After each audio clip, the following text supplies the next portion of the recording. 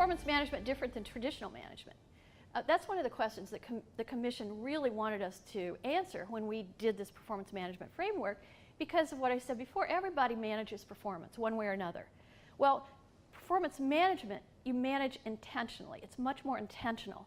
It's not just doing what we did last year and making changes on the margins, but it means everything from your processes to how you hire people, to how your services work, to the technologies you choose. It's all are aligned, as well aligned as possible, to achieve what you think is most important. You know, governments do a lot of things. None of those are bad things, we hope. And the services we provide, there's a constituency for every service we provide. But some things are more important than others, so that aligning toward the most important services and programs and policies is very important in performance management. And knowing what those are. Understanding what those are, important to whom, important to the citizens. It is more evidence-based. Notice I didn't say measurement. It's more evidence-based. Decisions are informed by data, more by data, less by seat of the pants, less by who's more important. We hope those always match. The very important people know more. That often works in government. It doesn't work all the time. And again, unless we give those people good data, they're less likely to make the best decisions that they can. And then really importantly, learning, continuous improvement become part of day-to-day management. Now, I've heard this term a learning organization for many, many, many years. And I'm a very operational person. I come from government. Government is my background, and it's implementation, and it's every single day, you know, what are you doing, and how does it relate to what citizens want? So I'm very concrete in what do you mean by a learning organization?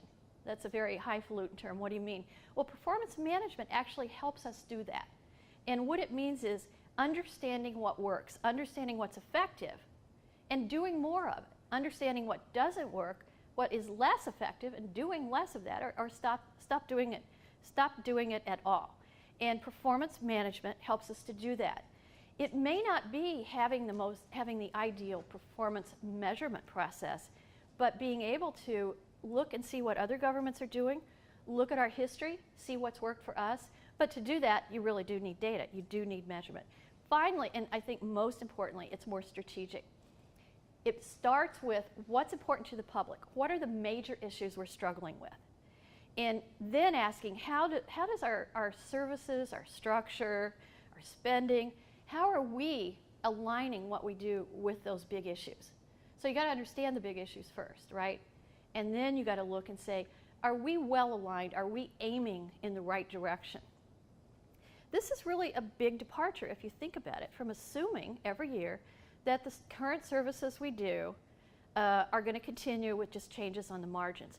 Now, I don't think we think about it like that in government. We do want to make changes. We do want to be responsive.